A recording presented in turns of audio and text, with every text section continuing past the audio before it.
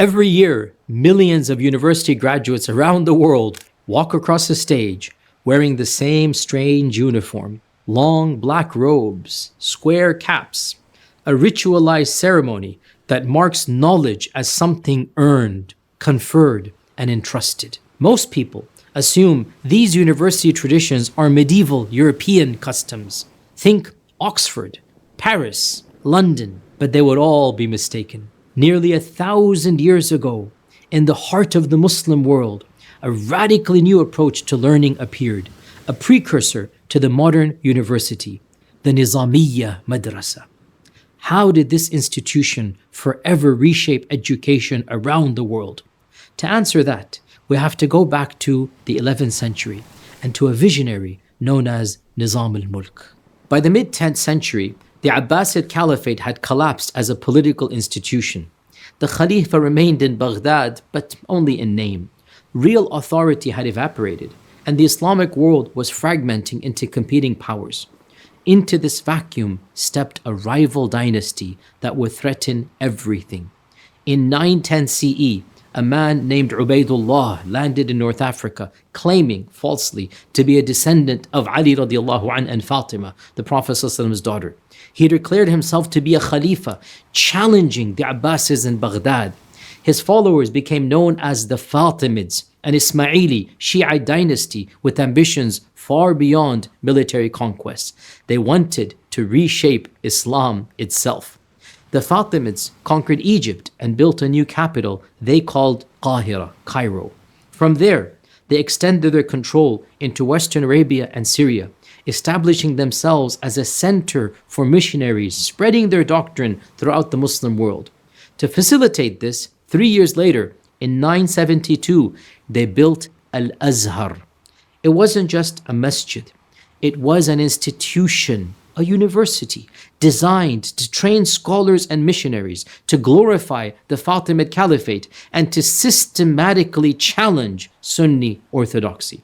While the Abbasids struggled to maintain even symbolic authority, the Fatimids were winning the battle of ideas through organized institutions and education.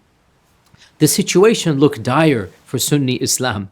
The Abbasid Caliphate, as we explained earlier, really was just a nominal shell of its former self, and the Fatimids posed what historians called a direct and immediate challenge, not just militarily, but more importantly, intellectually and even spiritually. It was in this context that in the year 1055, a Turkish dynasty called the Seljuks entered Baghdad. But they didn't come as mere conquerors. They came as protectors, declaring themselves the defenders of the Abbasid Caliphate and hence of Sunni Islam. The Seljuk Sultan understood something crucial. You cannot defeat an intellectual movement with armies alone. If the Fatimids were building institutions to spread their version of Islam, the response had to be institutional as well. The Sunni world needed trained scholars, qualified administrators, and a unified intellectual framework that could bind the fractured Muslim community together. The Seljuks had the power. They had the resources. What they needed was a visionary, somebody who could build a system that could outlast any single ruler, someone who understood both scholarship and statecraft, and who could see beyond immediate military victory to the long game of ideas. That person they found in a very, very well-known personality by the name of Nizam al-Mulk. Nizam al-Mulk wasn't born into power or nobility. He had studied Islamic law in the Shafi'i school before entering government services as a clerk, a mid-level bureaucrat, working his way through the administrative ranks.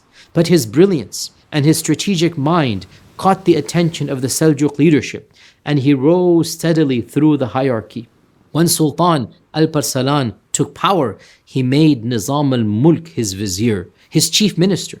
And when Alparslan's son Malik Shah succeeded him, Nizam al-Mulk remained as vizier, becoming one of the most powerful men in the Muslim world. But Nizam al-Mulk didn't see his role as simply managing the empire. He saw an opportunity to reshape it.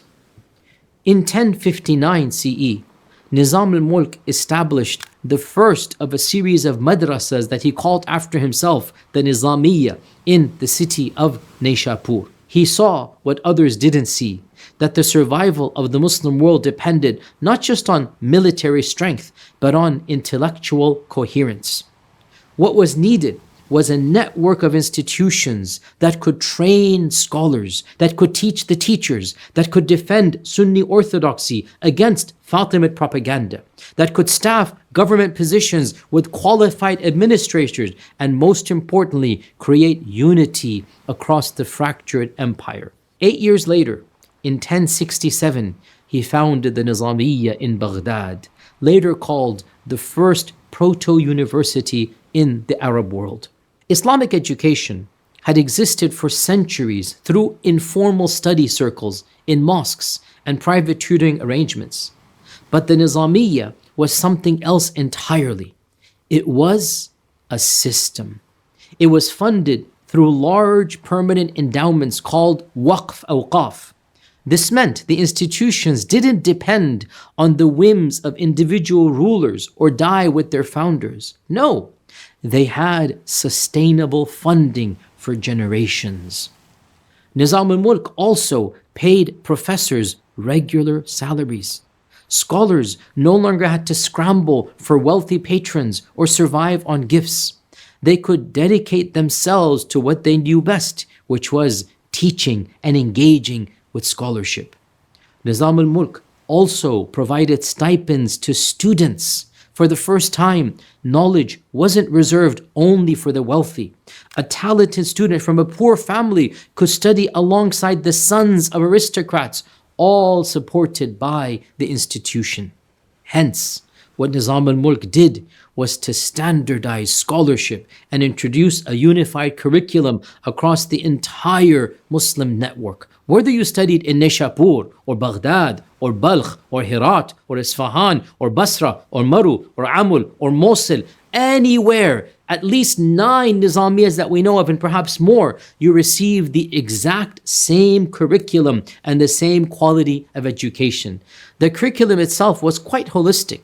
It incorporated Islamic law, fiqh, but it also had theology and kalam and tasawwuf. It was a comprehensive vision of Islamic scholarship designed to train not just jurists, but moral and intellectual leaders as well. With state support, graduates were relatively assured of positions as qudat, judges, as administrators, as professors and teachers, as imams of masjids. The madrasa graduates had sufficient prestige to set the intellectual tone far beyond the narrow details of law. In fact, they became the backbone of Muslim society. In a highly symbolic act, Nizam al-Mulk appointed Imam al-Haramain al-Juwayni as the head teacher of the Nizamiyya in Nishapur. To understand the significance of this appointment, you need to know what had happened just years before. During the reign of the previous Seljuk Sultan, Tughrul Beg, scholars belonging to another school of theology known as the Ash'ari school were persecuted as if they were heretics. 4 leading Ash'ari scholars, including the brilliant Al-Juwayni and the great Sufi Al-Qushayri, were forced to flee for their lives. By appointing Al-Juwayni as a head professor, Nizam al-Mulk didn't just rehabilitate the school that had been considered to be heterodox. In fact, he elevated it to become the fully orthodox, state-sponsored school. It was a powerful statement. Sunni Islam is broad enough for theological debates. Persecution of intellectual differences doesn't strengthen the community, it weakens it. Al-Juwayni would remain at the Nizamiyya of Nishapur for the next 3 decades. At the Nizamiyya of Baghdad, Nizam al-Mulk appointed one of his students, Abu Ishaq al-Shirazi, as the head teacher, another committed and outspoken person of that particular theology.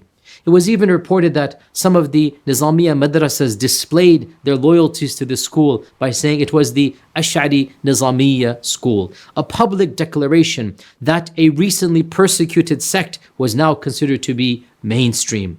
This wasn't just about theology. Nizam al-Mulk understood that creating intellectual unity required embracing legitimate diversity, not crushing it. The Nizamiyya would be seminal in establishing the Ash'ari school of theology as what was perceived to be orthodox after its early tensions with other schools. In 1083, after Shirazi passed away, Nizam al-Mulk appointed the famous, the great Abu Hamid al-Ghazali to the chair of the Nizamiyya in Baghdad. Al-Ghazali would become one of the most influential scholars in Islamic history as a direct result of this appointment. Al-Ghazali was a master jurist in the Shafi'i school, and he could debate law with the finest legal minds of his generation. But his influence went far beyond jurisprudence.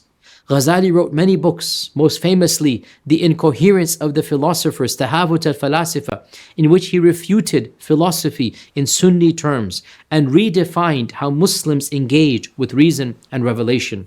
His magnum opus, his masterpiece, is his Ihya Ulum ad-Din, the revival of the religious sciences, in which he mastered together and synthesized Sufism and Islamic law and theology and suluk into a coherent spiritual path.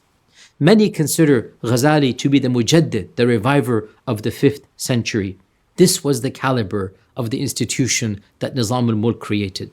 Not just training centers, but intellectual powerhouses that produced giants whose works would be studied for 1,000 years. The Nizamiyya provided these scholars with financial security, institutional support, and the intellectual freedom to do their best work. The concept of a systemized madrasa with a unified curriculum spread like wildfire across the Muslim lands. Within 150 years of the founding of the first Nizamiyya, there were over 30 madrasas in Baghdad alone, and over 50 in Damascus. The first madrasa in Mecca was founded in 1175, and in Tunis, 1252, in Andalusia, 1253.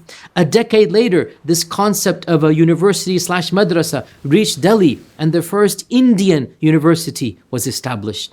But the influence didn't just stop in Muslim lands. There is substantial evidence to indicate that Western universities borrowed not just the idea of a higher center of learning, but many of the structural elements of what we now consider standard university protocol. The institutional framework of study, the concept of endowed chairs for professors, the notion of standardized curriculums, the conferring of various degrees. Even the cap and the gown worn at graduations is in fact symbolic of Muslim culture and of Muslim sartorial practices. The historian George Makdisi wrote that the intellectual history of the Christian West seems to follow Islam with the time lag of a century or so, end quote. And other scholars like Norman Daniel and Montgomery Watt argued that the West owes a debt to the Muslims that is seldom acknowledged in its fullest extent. The scholars trained in the Nizamiyya and similar institutions created a unified intellectual culture that could defend Sunni orthodoxy, staff governments, maintain social stability, and withstand external threats, both from the internal Fatimids and the external Crusaders that would soon come and invade Muslim lands. When the Crusaders captured Jerusalem in 1099, it was this institutional framework, this network of scholars, judges, administrators, and teachers that would help hold Muslim society together in its finest moments. Hence, in 1171, when Salah ad-Din al-Ayyubi, Saladin, entered Qahira after the death of the last Fatimid Khalifa, that very dynasty that had threatened to reshape Islam was finally finished, and Salah ad-Din made Sunnism the official doctrine of Egypt once again. And it was then that he took over Al-Azhar, the institution that the Fatimids had built to spread their beliefs, and converted it into an icon of Sunni Islam. 16 years later, in 1187, Salah ad-Din recaptured Jerusalem from the Crusaders. This was what historians call a triumph of the Sunni revival. And while it was won on the battlefields, it was built on the foundations that Nizam al-Mulk had laid. the institutional and intellectual framework that had trained the scholars, administrators, and leaders who made that revival possible. There is, however, a difficult question that we need to ask, and that is the following. If the Nizamiya model was so successful, if it shaped education and sparked military and intellectual victories for so many centuries, why did it eventually decline? There are many answers that can be given, but perhaps the most obvious one was that the original founders and people like Al-Ghazali and Al-Juwayni were thinkers, and they sparked curiosity, and they were willing to explore beyond the status quo.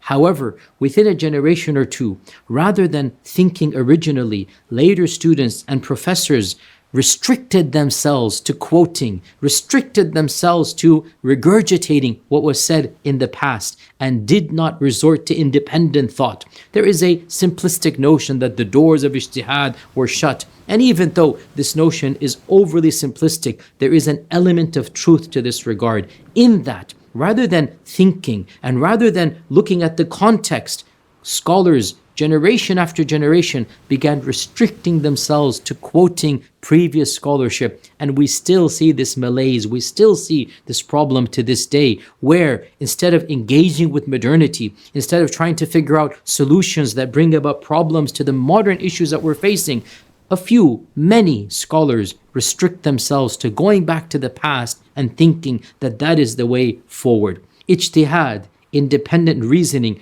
really has almost disappeared, and the very qualities that made the Nizamiya revolutionary, its intellectual rigor, its willingness to engage with difficult questions, its integration of law with the modern culture, with the theology, with the problems of the time, with its spirituality, all of this were lost for the modern time frames.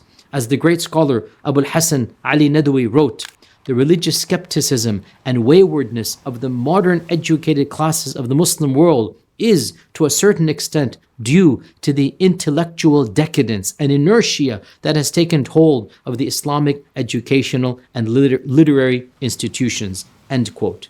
The tragedy isn't that the model failed. The tragedy is that the model was actually abandoned. There are so many lessons from the rise of madrasas and universities in Islam. First and foremost, institutions and group cooperation matter. Allah subhanahu wa ta'ala tells us that يَرْفَعِ اللَّهُ الَّذِينَ آمَنُوا مِنْكُمْ وَالَّذِينَ أُوتُوا الْعِلْمَ دَرَجَاتٍ. Allah will raise the ranks of those who believe amongst you and those who have knowledge. And the Prophet sallallahu alaihi wasallam said, الْعُلَمَاء وَرَثَةُ الْأَنْبِيَاء. The scholars are the heirs of the prophets. Individual scholars are brilliant and necessary, but without institutions to support them, to train the next generation, and to preserve knowledge across time, even the most brilliant minds will have limited impact. A second benefit is that knowledge is a trust and a public responsibility. Knowledge isn't just for personal advancements, it's for the benefit of the entire community.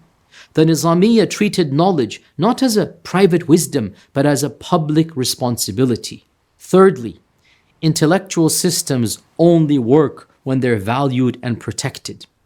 The Nizamiya succeeded because Nizam al-Mulk gave it generous funding, institutional independence, and attracting the best scholars. Nizam al-Mulk did not micromanage the curriculum. He allowed the scholars to do what they do best. And that is why the Nizamiya was so dynamic. Religious knowledge, or any knowledge infused with moral purpose, becomes stale when political elites view institutions as personal vehicles to manipulate politics rather than to become centers of truth. Fourthly, knowledge must be dynamic, ever engaging, and not dead or stagnant.